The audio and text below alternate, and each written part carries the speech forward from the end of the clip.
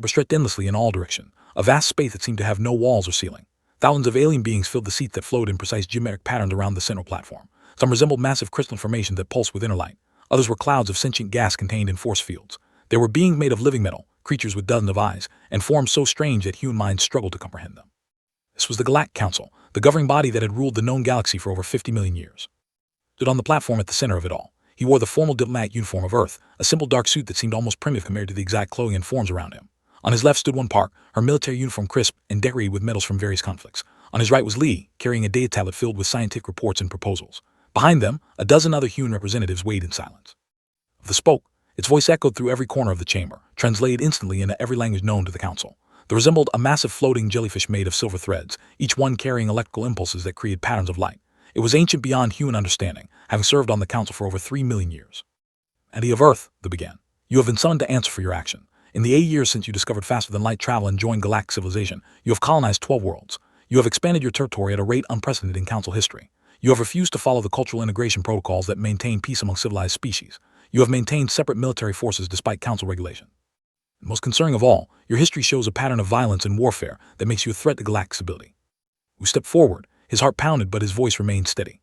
"Honorable Council, humanity has followed every law and regulation required of us. Our colonization efforts have been within legal boundaries. We have not attacked any other species. Our military exists only for self-defense." Representative interrupted, its multiple mouths clicking in anger. They looked like enormous crabs with shells made of stone. "Self-defense? Your species has fought over 20,000 wars in recorded history. You have killed billions of your own kind. Even now, you cannot achieve true unity among your own people. How can we trust you not to turn that violence against us?" Couldn't remain silent any longer. "We have never hidden our history. Yes, humanity has fought wars. We have made mistakes, but we have also learned from them. We have grown. The fact that we maintain defensive forces does not make us aggressive. It makes us prepared." The chamber erupted in sounds that the translation systems rendered as disapproval. Whistles, clicks, electronic pulses, and sounds that no human throat could make filled the air. They raised one silver tendril, and silence fell instantly. "The council has made its decision," they announced. "We have debated this matter for 3 standard years. We have reviewed all evidence. We have consulted the wisdom of species far older than yours. The conclusion is unanimous. Humanity is incompatible with civilized galactic society. You are too dangerous to remain among us." Words hit like a physical blow, gripped his data tablet so hard the screen cracked. One's face went pale. Wu felt the floor seem to drop away beneath him. "Therefore," they continued, "humanity is hereby banished from all council space. You have 30 standard galactic years to evaluate all territories within our borders. You will be relocated to the exclusion zone in the galactic rim. All contact with council species is forbidden. Access to council trade routes, communication networks, and technology exchanges is permanently revoked. The attempt to violate these terms will be met with immediate military action up to, and including complete extermination of your species." Wu found his voice. "You're condemning us to death. The galactic rim has no habitable worlds. The resources there are minimal. The stars are unstable. You might as well execute us now and be honest about it." Light pattern shifted to something that might have been pity. "The council is not without mercy. You will be allowed to take your current technology and resources with you. What you do with them is your concern. Perhaps in isolation, you will learn the peace that has eluded you for so long, or perhaps you will destroy yourselves as we suspect you eventually will. Either way, you will no longer threaten the stability we have maintained for millions of years." The representative spoke, a being of pure energy contained in a crystalline matrix. "The decision is final. The vote was 10,247 species in favor of banishment, 0 against, with your own species abstaining as required by law. There is no appeal. The automated defense network around the exclusion zone is already being activated. You have 30 years. We suggest you begin preparations immediately." Look at the thousands of alien faces and forms around him. Some seemed sad, most seemed indifferent. A few looked pleased, as if humanity's removal solved a problem that had been bothering them. He realized then that nothing he could say would change his outcome. The decision had been made long before this hearing. This was just ceremony, a formality to maintain the appearance of justice. Straightened his shoulders and spoke one last time. "Then hear this, council. You think you are sending us to die in the darkness of the rim. You believe we will fade away, forgotten and unmissed. You are wrong. Humanity has survived ice ages and plagues. We have survived wars and disasters that would have destroyed weaker species. We have climbed from caves to the stars through determination and the refusal to give up. You call us dangerous because we will not bow and submit. You call us violent because we fight for what we believe is right, but you make a mistake that will haunt you." The chamber had gone quiet. Every being present was listening. "You are not sending us to our death," Wu continued, his voice growing stronger. "You are setting us free, free from your ancient rules and rid systems, free to build something new. And when we return, and we will return, you will see what humanity can truly accomplish when we are not held back by fear and tradition. This is not an ending, council. This is a beginning." Step forward to stand beside him. Then all the human representatives moved as one, forming a united front. They did not bow, they did not beg, they stood tall and defiant. Lights flickered in what might have been uncertainty. The hearing is concluded. You have 30 years. The platform beneath the humans began to descend, lowering them away from the council chamber. As they sank into the floor, Wu kept his eyes on them until the very last moment. He wanted them to remember that look. He wanted them to wonder if they had made a terrible mistake. And they reached the lower levels in the transport that would take them back to their ship. One finally spoke. "What do we do now?" Wu looked at his team, at the fear and anger and determination in their faces. "Now, Now we go home. We tell humanity what has happened, and then we show these ancient species something they have forgotten over their millions of years of peace and stability. What's that? Asked. How to survive when everything is against you. How to build when you have nothing. How to thrive in conditions that would kill anyone else. Wu smiled, and it was not a pleasant smile. We show them what it means to be human. The port lifted off, carrying them away from the Council's heart of power. Behind them, the greatest civilization in the galaxy continued its business, already forgetting about the small species they had just cast out. They did not know that in 30 years, humanity would be the last thing on their minds. They did not know that the Rim would become humanity's forge, the place where they would be tempered into something stronger than anything the galaxy had ever seen. They did not know that they had just made the biggest mistake in 50 million years of galactic history. The first 10 years in the exclusion zone were hell. The worlds humanity found were nothing like the lush plants they had left behind in countless space. Some had atmospheres filled with toxic gases that burned human lungs. Others were frozen wasteland, where the temperature never rose above negative 100 degrees. A few had extreme gravity that made every movement exhausting, and the ones that seemed habitable at first revealed deadly surprises like acid rain or radiation storm. The planet they named Nu, Min stood in her environmental suit looking at the brown wasteland that stretched to the horizon. She was the chief engineer and colony director here, responsible for 30,000 human lives. The dome behind her housed most of the colonists, packed in spaces far too small for comfort. Food was rationed. Water had to be recycled multiple times. Power came from struggling solar panels that barely functioned under the dim light of the unstable red star above. Director of the third water recycler just failed, her assistant reported over the radio. That's 2 in the past week. We don't have enough spare parts to keep repairing them. Closed her eyes and took a deep breath of recycled air. The Council had been right about one thing. The Rim was designed to kill them, but she refused to let it win. Get the engineering team together. If we can't repair the old ones, we'll build new ones from scratch. Strip parts from non-essential systems if you have to. There are no non-essential systems, the assistant replied quietly. Then we make some non-essential. Figure it out, that's what we do now. We figure it out or we die. Became the motto of every human colony in the Rim. Figure it out or die. And slowly, painfully, humanity began to figure it out. Min discovered that local minerals could be processed in ways Council technology never considered. She developed new alloys that were stronger and lighter than anything humans had used before. Her terraforming techniques used indigenous bacteria instead of expensive imported organisms. Within 5 years, Nu went from barely surviving to actually growing. But survival on hostile worlds was only part of the problem. The Galactic Rim was also home to pirates, criminals, and outcasts who preyed on the weak. And humanity, scattered across dozens of struggling colonies, looked very weak indeed. Reavers were the worst of them. They were a mixed group of various species who had been exiled or who had fled Council justice. Their fleet numbered over 500 ships, ranging from small raiders to massive battlecruisers they had stolen over the years. They had been operating in the Rim for centuries, taking what they wanted from anyone too weak to stop them. When their scouts reported that humans were settling in Reaver territory, their leader saw an opportunity. Humans were new, disorganized, and desperate. They would be easy prey. The Reavers could take their ships, their supplies, and their people to sell as slaves in the underground markets, assembled his entire fleet for one massive strike that would break humanity's back forever. One Park received the warning from long-range sensors 3 days before the Reavers arrived. She was on the military station Fortress Alpha, the largest human military installation in the Rim. It was not impressive by Council standards. The station had been built from salvaged materials and raw determination. Its weapons were outdated, its shields were weak, and its crew was exhausted from years of non-stop work. 500 ships, her tactical officer Yang Xin reported. He was young, barely 30, but he had proven himself brilliant at reading battle situations. They're not trying to hide. They're coming straight at us, probably to intimidate us into surrendering. How many ships can we muster? One asked. 83 combat-capable vessels. Most are converted civilian ships with weapons bolted on. We have maybe 20 actual warships. The numbers were terrible. In a straight fight, humanity would lose. One knew that every single person on the station knew that. She could see it in their faces. But she also saw something else. She saw anger. She saw determination. And she saw the same quality that had brought humanity this far against impossible odds. And we don't fight fair, one said simply. Yang, I need you to think like a pirate, not like a military officer. How would you beat us if you were them? Yang thought for a moment. I would come in fast and hard, use overwhelming force to break our formation, then pick off individual ships. They're probably expecting us to either run or cluster together for defense. We do neither. We scatter our forces across the system, make them think we're disorganized and panicking, lead them into the Crimson Nebula. The gas clouds there interfere with sensors and communications. That will also interfere with our sensors and communications, Yang pointed out. Smiled coldly. Yes, but we know these systems. We've been mapping them for 10 years. They're outsiders, and we have something they don't expect. What's that, Admiral? Lee's new toys. Lee had been busy during the decade of exile. Freed from Council restrictions on dangerous research, he and his teams had pushed human technology in new directions. The Council had banned certain types of weapons and experiments, calling them too risky or too cruel. Humanity no longer cared what the Council thought was too dangerous. When the Reaver fleet arrived at the edge of human space, they found exactly what expected. Human ships scattered in apparent panic, fleeing toward a massive red nebula. The Reavers pursued, confident in their victory, broadcast his demands for surrender, promising to be merciful if the humans gave up immediately. Responded by ordering every human ship to open fire and then run deeper into the nebula.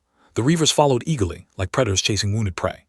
Inside the nebula, the gas was thick enough to reduce visibility to almost nothing. Sensors became unreliable. Communication was difficult. The Reaver fleet slowed, becoming cautious. They began to realize that this might be a trap. They were right. They had positioned small automated drones throughout the nebula over the past weeks. Each drone carried one of 6 experimental plasma charges. When one gave the signal, every human ship activated emergency shields and dove as deep into the nebula as they could go. And the plasma charges detonated. Gas in the nebula ignited. Fire spread in every direction at incredible speed, a chain reaction that turned the entire cloud into an inferno. Shields overloaded. Hulls melted. Ships that had survived countless battles across the galaxy burned like paper in the firestorm. And the flames finally died hours later. 3/4 of the Reaver fleet was destroyed. Himself was dead, his flagship split in half and drifting in debris. The survivors fled in terror, broadcasting warnings about the terrifying humans who fought like demons. The Battle of Crimson Nebula changed everything. News spread across the rim faster than any ship could travel. Humanity had defeated the Reavers, the group that had terrorized the rim for centuries, and they had done it using tactics and weapons that no one had seen before. More importantly, other species in the rim began to pay attention. If humans could survive in the worst conditions and defeat the most dangerous pirates, what else could they do? Min received a message from Fortress Alpha. Admiral 1 wanted to know if her engineering techniques could be shared with other human colonies. Min agreed immediately and began training programs for engineers across human space. On Earth, the Terran Directorate announced new research initiatives. They were no longer just trying to survive. They were trying to thrive. Scientists who had been held back by council regulations for decades suddenly found themselves free to explore ideas that had been forbidden. Engineers were encouraged to think in new ways, to combine technologies that the council said should never be mixed. His team began working on improvements to human FTL drives. The quantum fold technology they developed allowed ships to jump farther and more accurately than council vessels.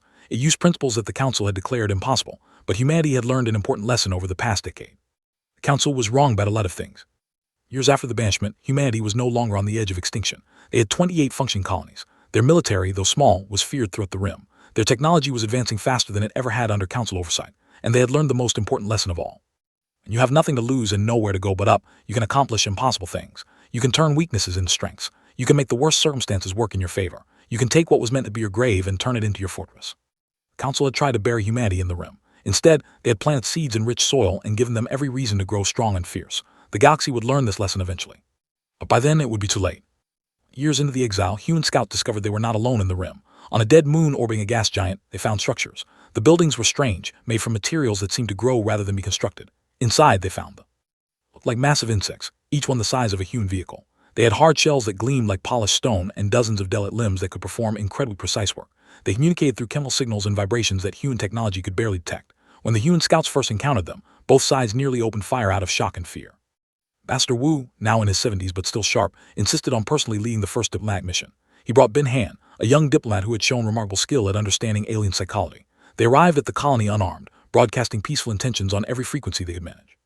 Queen, a massive being 3 times the size of her workers, received them in a chamber that smelled of strange chemicals and earth. Through a combination of translators, gestures, and patience, communication slowly became possible. "Why are you here?" the Queen asked, her voice rendered through computers as a series of clicks and whistles that became words. "This is dead space. Nothing thrives here." "We're sent here," Wu explained. "The council decided we were too dangerous to remain in their space." The Queen's antennae moved in what the computers interpreted as surprise. "The council exiles others. We thought we were unique in our punishment." The next several hours, they told their story. 3,000 years ago, they had refused to abandon their hive structure. The council demanded they become individuals, that they break apart their collective consciousness to fit council standards of civilization. They refused. They believed their hive mind was sacred, a gift from their gods. The council called them primitive and dangerous, then banished them to the rim. "We have survived," the Queen said, "but barely. We are few now. The isolation is hard for beings like us who need connection." And spoke up, "What if you didn't have to be isolated anymore? What if there were others here who could trade with you, work with you?" "What could we possibly trade?" the Queen asked. "We have nothing but our skills and our work." "Your manufacturing abilities are incredible," Bin observed, looking at the precise construction around them. "Humanity needs partners who can build things. We have designs and raw materials, but not enough hands to do all the work we need done." The Queen was quiet for a long moment. "The council forbade all species from helping us. You would violate their orders." Wu laughed, a sound that made the workers twitch nervously. "The council banished us too. We have no reason to follow their rules anymore." Alliance with them was just the beginning. Within a year, human scouts found the High in a system with 3 stars. There were beings of crystalline structure who could manipulate energy in ways that seemed like magic. They had been exiled for their religious beliefs, which the council deemed heretical. They were lonely, desperate for contact with others who could understand their unique perspective on existence. Came the reptilian beings who had been banished for practicing genetic engineering on themselves. The council believed they were violating natural law by improving their own biology. They had developed incredible medical and biological technologies, but they were dying out slowly because their population was too small to maintain genetic diversity. Spent 3 years traveling between these species, building relationships, establishing trust. Each one had been hurt by the council. Each one had been told they were wrong, broken, or dangerous, and each one had survived through sheer determination in the worst part of the galaxy. When Bin proposed a formal alliance, there was skepticism. The species had different biologies, different ways of thinking, different cultures. How could they possibly work together? "Because we all want the same thing," Bin explained at the first meeting of what would become the Rim Pact. "We want to survive. We want to thrive. We want to prove that we're not the monsters the council said we were, and we can't do that alone." humanity's trade minister, presented the economic advantages. They could manufacture goods at incredible speed and precision. They could provide energy solutions that surpassed anything the Council used. They had metal knowledge that could extend and cure diseases. And humanity brought their adaptive creativity, their military knowledge, and their rapidly advancing technology. Together we are strong, one argued. Separately, we are just four species slowly dying in the dark. But if we combine our strengths, if we trade freely and help each other, we can build something the galaxy has never seen before. The Rim Pact was formed on the human colony world of New Pyongyang. Representatives from all four species signed the agreement, pledging mutual defense, free trade, and cultural exchange. It was a simple document, only 3 pages long, but it changed everything. First joint project was a series of manufacturing stations. Humanity's chief industrial coordinator worked with engineers to design facilities that could produce ships, weapons, and equipment faster than anything humanity could build alone. The stations were built on worlds with no atmosphere, places where this environmental suits and human technology could work together perfectly. Provide power. Their understanding of energy manipulation meant that the stations never ran out of electricity. They could draw power from stars, from radiation, even from the fabric of space itself. Human scientists worked alongside scholars, learning principles that rewrote human understanding of physics. Shared their metal knowledge freely. Human increased. Diseases that had plagued humanity for centuries were cured. In exchange, humanity provided them with genetic material from human population, allowing them to diversify their own genetics and save their species from extinction.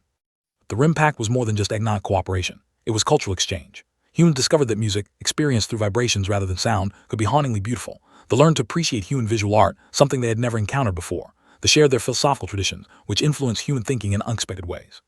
For the first time in history, different species were meeting as equals. There was no hierarchy, no ancient species looking down on younger ones. Everyone in the pact had been rejected by the Council. Everyone knew what it meant to be called inferior or dangerous. That shared experience created bonds stronger than any treaty. Established the Rim Exchange, a marketplace where all four species could trade freely. Rare elements found only in the Rim became valuable. Human entertainment and media became popular among alien populations. Manufacturing techniques were taught to human engineers. Knowledge flowed in all directions. Industrial complexes grew. Oversaw the construction of shipyards that could build vessels far larger than anything humanity had created before. The designs combined human engineering, construction methods, energy systems, and biological components. The ships that emerged were unique, beautiful, and deadly. So observers in nearby systems began to notice something disturbing. The Rim was no longer dark and empty. Lights were appearing. Stations were being built. Ship traffic was increasing, and the energy signatures coming from the region didn't match any known Council technology. They sent intelligence agents to investigate. What they found shocked them. Humanity had not only survived but thrived. And worse, they had united multiple exiled species into a functioning alliance. The Rim was becoming a power in its own right. The Council debated what to do. Conservative members argued that the pact posed no threat, that they were still confined to the Rim and would never be able to challenge Council supremacy. Militant members demanded immediate action, insisting that this alliance of rejects needed to be crushed before it grew stronger. While the Council debated, the Rim Pact grew. More species were discovered in the outer regions. Some joined the pact immediately. Others remained independent but began trading with pact members. A new civilization was forming, one based on cooperation and mutual respect rather than ancient hierarchies and rigid rules. On the 20th anniversary of humanity's banishment, the 4 founding species held a celebration on New Pyongyang. Wu, now too old to stand for long, gave a speech that was broadcast across pact space. Years ago we were told we had no place in civilization, he said. We were cast out, expected to die quietly in the dark. Instead, we found each other. We built something new. We proved that different species can work together as equals. We showed that creativity and determination matter more than age and tradition. Paused, looking at the mixed crowd of humans and before him. The Council thought they were punching us. They were wrong. They gave us freedom. Freedom to become something better than what we were. Freedom to build the civilization we always wanted. And for that, I almost want to thank them.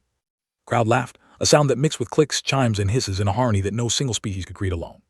But I won't thank them, Wu continued. Because they did this through cruelty, not kindness. They hurt us because they feared us, and that fear was not baseless. They were right to fear what we could become because we are strong now. We are united, and we will not be cast aside ever again.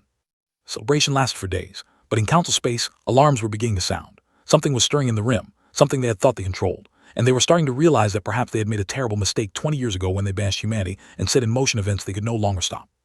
Assassin entered the diplomatic residence on New Sol with forged credentials and a weapon that Council security had designed specifically to kill humans without leaving evidence. The compound was protected by the best security humanity could provide, but the assassin had studied human psychology for months. She knew their routines, their weak points, their blind spots. Ra'im was doing her final security sweep of the night when she noticed something wrong.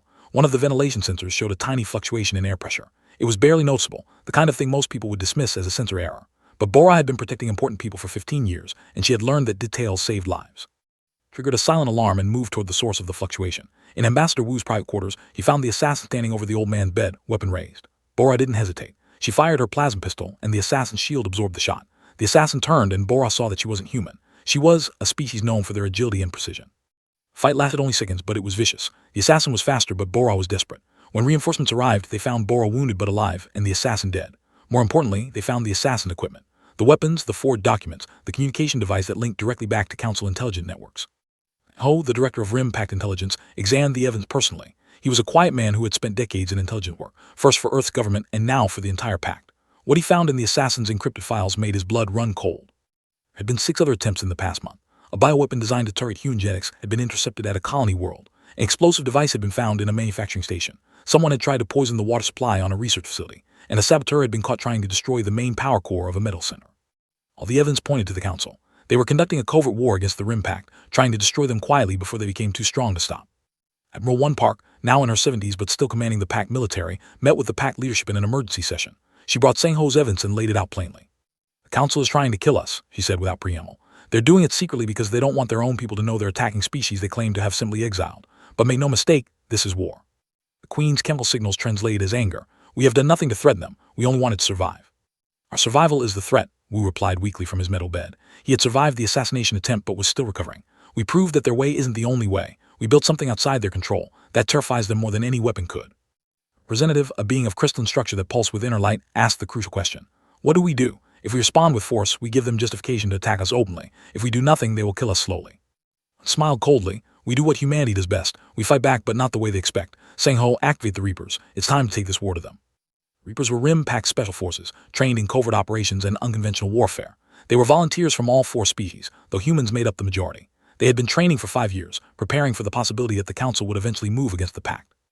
And Ho led the first mission. He was a human who had grown up on one of the harshest Rim colonies, and he had a reputation for being able to accomplish impossible tasks. His team consisted of 3 humans, 2 and 1. They infiltrated a Council military research facility that was developing new weapons designed specifically to use against Pact species. The mission took 3 weeks of careful planning and 7 minutes of brutal execution. The Reapers destroyed the research, all the data about Council military capabilities, and escaped without a single casualty. But more importantly, they left evidence that made it look like the facility had been destroyed by a rival Council faction. The Council's paranoid security culture did the rest, triggering internal investigations that paralyzed their intelligence operations for months. More missions followed. A Council senator who had personally ordered strikes against civilian Pact targets was captured during a private vacation. Ho's team grabbed him in the middle of the night and brought him to a Pact facility. Under interrogation, he revealed something that changed everything. "I don't understand," the senator gasped. "The Council is afraid, not of your military, of your ideas. You have 4 different species working together as equals. That can't be allowed. Our entire civilization is built on hierarchy. The oldest species rule. The younger species serve. That's how it's always been. But you're showing everyone that there's another way." Ho, who was conducting the interrogation, leaned forward. "So you try to kill us to protect your social structure." "Flexibility," the senator corrected. "The Council has maintained peace for 50 million years because everyone knows their place. But your Pact has dozens of oppressed species asking questions. Why can't we govern ourselves? Why must we follow laws made by species we've never met? Why can't we trade freely like the Rim Pact does? You're destroying millions of years of order." "Good," Sang Ho replied simply. Recording of the interrogation was broadcast across multiple channels. Rim Pact transmitters were powerful enough now to reach deep into Council space, and Sang Ho made sure every oppressed species heard the truth. The Council hadn't exiled humanity because they were dangerous. They had done it because humanity represented an idea that threatened everything the Council stood for. Response was immediate. On 17 different Council worlds, rebellions started. They were small at first, just protests and work strikes, but they grew. Species that had been submitting to Council rule for thousands of years suddenly remembered that they didn't have to. They could choose a different path. The Council's response was brutal. They sent military forces to crush the rebellion. They arrested protest leaders. They imposed strict martial law on multiple worlds, and every act of oppression was recorded and broadcast by Pact agents, fueling more anger and more resistance. And coordinated the shadow network of sympathizers inside Council space. She was a diplomat who had spent years building quiet relationships with dissatisfied species. Now those relationships became a web of rebellion. She helped smuggle out refugees who faced Council persecution. She arranged for supplies to reach resistant movement, and she made sure that every species knew the Rim Pact would welcome anyone who wanted to join them. Space began to destabilize. The militant faction demanded a full military assault on the Rim Pact to end this threat once and for all. The conservative factions argued that such an attack would only prove the Pact's accusation true and drive more species to rebellion. The Council fractured into competing groups, each one trying to save the civilization they had built over millions of years. While the Rim Pact prepared for war, shipyards worked around the clock, building vessels that combined the best technology from all 4 founding species. The designs were revolutionary, incorporating quantum fold drives that made Council FTL look primitive, energy weapons that could punch through any shield, and manufacturing that made each ship a work of precise engineering. Number 1 reorganized the Pact military structure. She promoted Yang Xin to fleet admiral, recognizing his tactical brilliance. She integrated warriors who fought with coordinated precision that no individual species could match. She worked with strategists who thought about warfare in ways humans had never considered. And she accepted battle physicians who could keep soldiers fighting even with injuries that would kill anyone else. The Pact military became something unique in galactic history. It was not the largest force. It was not the oldest. But it was the most diverse, the most innovative, and the most motivated. Every soldier knew they were fighting not just for survival, but for the right to exist on their own terms. Wu recovered from his injuries, but knowing his time was limited, made one final diplomatic push. He contacted every species in Council space that had ever expressed dissatisfaction with Council rule. His message was simple and powerful. Pact exists because the Council tried to destroy us. They failed because we refused to die quietly. We built something better than what they offered. A civilization where every species has a voice, where innovation is celebrated, not feared, where different ways of thinking are seen as strengths, not threats. If you are tired of being told you are inferior because you are young, if you are tired of following laws you had no part in making, if you want to be free, then join us. Help us build a galaxy where everyone can thrive. Message spread like fire. Within weeks, 12 species officially requested membership in the Rim Pact. 20 more asked for observer status. And on 3 major Council worlds, governments simply stopped following Council directives and declared themselves independent. The Council could no longer ignore what was happening. The Rim was no longer a dumping ground for unwanted species. It had become the center of a revolution that threatened to tear apart the oldest civilization in the galaxy. The Council's leadership met in emergency session and made the decision they had been avoiding for months. Declared war. A war to exterminate the Rim Pact completely and restore Council authority over the galaxy. They began assembling the largest military force in recorded history, 10,000 warships crewed by species that had served the Council faithfully for millions of years. Pact had perhaps 2,000 ships and fewer soldiers. By every measure, they were outmatched, but they had something the Council had forgotten over their millions of years of dominance. They knew how to fight when everything was against them. They knew how to win when victory seemed impossible, and they were about to teach the galaxy the most important lesson humanity had learned in the Rim. Never underestimate those who have nothing left to lose. Council fleet emerged from FTL space at the edge of the Terra-Nova system like a wave of metal and death. 10,000 warships, each one crewed by species that had served the Council for millions of years. The fleet stretched across space far enough that observers needed telescopes to see from one end to the other. This was the largest military force ever assembled in galactic history, and its sole purpose was to destroy the Rim Pact completely. Fleet Admiral Yang Xin watched them arrive from the command center of the Pact's defensive station. He was calm, his hands steady as he reviewed the tactical displays. Around him, his staff worked with quiet efficiency. They had known this day would come. They had prepared for it. All ships report ready, his tactical officer reported. Defensive positions are set. All stations are at full power. He nodded. The Pact had 2,000 ships defending Terra-Nova, humanity's most populous colony world with over 5 billion people. The math was simple and terrible. They were outnumbered 5 to 1 by a force that had never lost a major battle in recorded history. Send the message, Yang ordered. Across every communication channel, the Pact broadcast a simple statement to the Council fleet. You have come to destroy us because we refuse to submit. You call us dangerous because we choose freedom. You claim to represent civilization, but you represent only tyranny. We will show you what happens when free beings fight for their right to exist. Turn back now or learn this lesson written in fire. The Council's response was to open fire. 10,000 ships unleashed their weapons simultaneously. Energy beams, missiles, plasma torpedoes, and weapons humans didn't even have names for streaked across space toward the Pact position. What happened next shocked the Council's commanders. The Pact ship didn't try to block the attacks head-on. Instead, they moved. Every single vessel activated quantum fold drives simultaneously, appearing in new positions across the battlefield. The Council's weapons hit mostly empty space, destroying only a handful of ships that had engine failures. All units engage Protoss swarm, Yang ordered calmly. Ships attacked in coordinated groups of 20 or 30, peering behind Council formations, unleashing devastating fire, then jumping away before the Council could respond.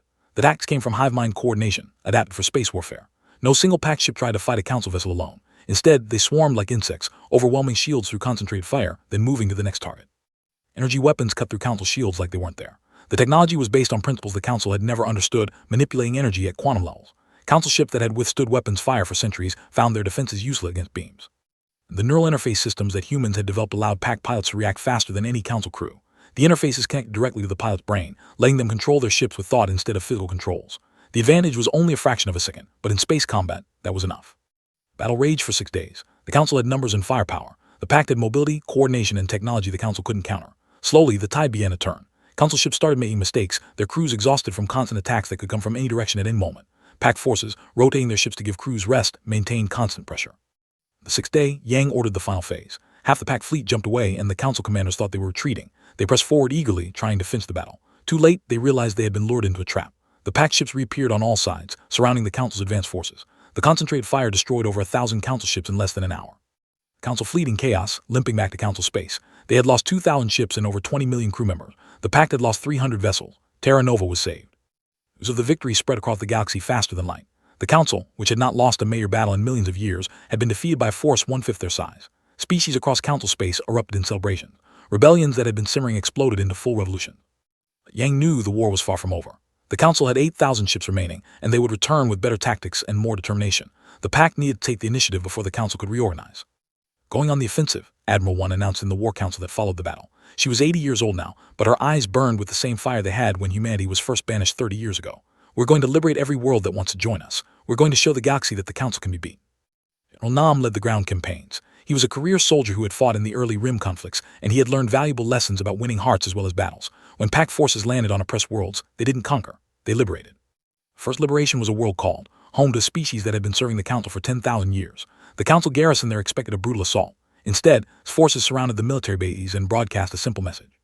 "I'm not here to kill you. We are here to free the people of this world. You can fight us and many will die, or you can lay down your weapons and go home. We will not punish soldiers who were just following orders. Our war is with the Council's leadership, not with you." The garrison surrendered immediately. The other half fought, but their hearts weren't in it. The liberation took 3 days and resulted in minimal civilian casualties. When the Pact forces left, they left behind metal supplies, technology, and advisors to help the planet establish its own government. Within a week, applied for membership in the Rim Pact. This pattern repeated across dozens of worlds. The contrast between Pact liberation and Council oppression became impossible to ignore. When Council forces tried to retake worlds, they used orbital bombardment and terror tactics. When Pact forces liberated worlds, they brought medicine, food, and freedom. People who had never heard of humanity before started seeing them as heroes. Jun Ryu achieved the impossible by capturing the Council's primary shipyard at Nexus Prime. The operation was planned for months and executed with precision that amazed even Pact commanders. Using a combination of stealth technology borrowed from research and quantum drives for rad insertion, Ryu's fleet appeared in the heart of the Nexus system before the Council even knew they were there. The Council's defensive fleet was formidable, but Ryu had studied the Battle of Terra Nova carefully. He used the same swarm tactics, coordinated strikes, and superior technology to overwhelm the defenders. The shipyards were captured intact, along with 20 Council ships that were under construction. Psychological impact was devastating. The Nexus Prime shipyards had been building Council vessels for over 1,000,000 years. Losing them meant the Council could no longer replace their losses faster than the Pact destroyed them. More importantly, it showed that nowhere in Council space was truly safe from Pact forces. More species joined the rebellion. Some joined the Rim Pact officially. Others simply declared independence and stopped following Council orders. The ancient hierarchy that had governed the galaxy for 50 million years was collapsing, and nothing the Council did could stop it. A1, who had succeeded Wu as president of the Terran Directorate after his death, addressed the entire galaxy from Earth. Her speech was broadcast on every channel that Pact transmitters could reach. Years ago, the Council told humanity we were too dangerous to exist in their civilization. They were right, but not in the way they thought. We are dangerous to tyrants. We are dangerous to those who believe some species are born to rule and others to serve. We are dangerous to any system built on fear and oppression. The Council tried to bury us in the Rim, hoping we would die and be forgotten. Instead, we found others like us. She's who had been cast aside, told they were wrong for refusing to submit. Together, we built something better than what the Council offered. A civilization where everyone has a voice, where innovation thrives, where diversity is celebrated. And now we offer this to the entire galaxy. Join us in building a future where all beings can live in freedom and dignity, or stand with the Council and watch your ancient tyranny crumble into dust. Speech packed forces and inspired rebellions across 100 worlds. The Council's leadership, desperate and panicking, decided on one final gamble. They would strike at the heart of the Pact. They would destroy Earth itself, the of humanity, and break the spirit of the rebellion. The Council assembled 8,000 ships for the assault on Earth. Every remaining loyal species contributed their finest vessel. This would be the final battle that decided the fate of the galaxy. Earth was ready. Yang had anticipated this move and had been preparing defenses for months. The Sol system was now the most heavily fortified location in known space. Defense stations ringed every planet. Minefields created deadly mazes that would channel attackers into kill zones. And the Pact's entire military strength waited in reserve, ready to jump in from hidden position. Battle of Earth lasted 10 days and involved over 15,000 ships total. It was the largest space battle in galactic history. The Council threw everything they had at humanity's, determined to wipe it from existence. The Pact fought with the desperation of beings protecting their birthplace and everything they had built. In the end, it was not superior numbers or firepower that decided the battle. It was the fact that Pact forces were fighting for something while Council forces were fighting because they were ordered to. When Pact ships were damaged, their crews fought on. When Council ships were hit, their crews began to question why they were dying to preserve a system that had never truly valued them. On the 8th day of battle, a Council fleet commander named did something unprecedented. He broadcast a message to his entire fleet, then to the Pact forces, then to the entire galaxy. Of the Third Fleet, my people have served the Council for 40,000 years. We have followed every order without question, but I cannot follow the one. I cannot destroy an entire world full of innocent people because they refuse to submit to Council authority. I will not be remembered as the commander who committed genocide. To my fleet, power down your weapons. To the Pact forces, we surrender. To the Council leadership, your time is over. The galaxy has changed and you cannot stop it. Half the Council fleet followed its lead and surrendered. The other half, shocked and demoralized, in disorder. The Battle of Earth was over and the Pact had won. The Council's military broken and half their forces in open mutiny. The end came quickly. The Council's leadership was arrested by their own people. Species across the galaxy held elections, formed new governments, and began negotiating with the Rim Pact for membership in what was rapidly becoming a new galactic order. Then Haywan proposed the Free Stellar Commonwealth, a government where every species had an equal vote regardless of age or size, where laws were made by representatives chosen by the people, not imposed by ancient hierarchies, where innovation and diversity were celebrated as strengths rather than feared as threats. Not every species joined. Some chose independence and the Pact respected that choice, but over 300 species became part of the Commonwealth in the first year alone. Trade flourished. Science advanced faster than it had in. And slowly, the galaxy began to heal from 50 million years of rigid hierarchy and oppression. 50 years after the Council banished humanity, Min stood in the Hall of Memory on Earth. She was over 100 years old now, kept alive by medical technology that extended beyond anything humanity had dreamed possible. She looked at the monument bearing the names of all who had died during the exile and the wars that followed. Thought they were condemning us to death, he said to the gathered crowd of hundreds of species, all come to celebrate Remembrance Day. They thought they were protecting their civilization by casting us aside. Instead, they started a revolution. They showed us that the old ways were not the only ways, that different species could work together as equals, that freedom and innovation matter more than age and tradition. She paused, looking at the faces around her, human, and hundreds of others all living together in the civilization they had built from nothing in the darkest part of the galaxy. The Council tried to bury humanity in the rim, but they forgot one important lesson that every human child learns. When you plant something and cover it with darkness, it doesn't die. It grows, it becomes strong, and eventually it breaks through into the light, more beautiful and powerful than it ever could have been without the struggle. He smiled, and it was the smile of someone who had seen impossible things become real through determination and hope. That growth, all of us, every species here, whether you were exiled like the founding members or joined us later, you are part of something unprecedented in galactic history, a true civilization of equals, built not on the foundation of ancient conquest but on the simple belief that all intelligent beings deserve freedom, dignity, and the right to shape their own destiny. The Council called us dangerous. They were right. We are dangerous to tyranny. We are dangerous to oppression. We are dangerous to anyone who believes that some beings are born to rule and others to serve, and we will remain dangerous to those ideas for as long as we exist. Remember those who gave their lives for this. Remember the struggle, and remember that what we built here in the darkest corner of the galaxy became a light that showed the entire universe a better way forward. As the ceremony ended and the crowd dispersed, Min stayed for a moment longer looking at the names on the memorial. Wu, countless others who had died fighting for freedom. They had not lived to see this day, but their sacrifice had made it possible. The banishment that was meant to be humanity's end had become the beginning of the greatest era in galactic history. And across 1,000 worlds, in 100 languages, beings of every description shared a common saying that had become the unofficial motto of the Commonwealth. Never underestimate those who have been cast down, for when they rise higher than those who never fell. Terran Empire, as historians would later call it, was not an empire in the traditional sense. It was not built on conquest or domination. It was built on an idea that had started in the galactic rim with 4 disparate species and had grown to encompass a galaxy. The simple idea that all beings deserve freedom and that together they could accomplish the impossible.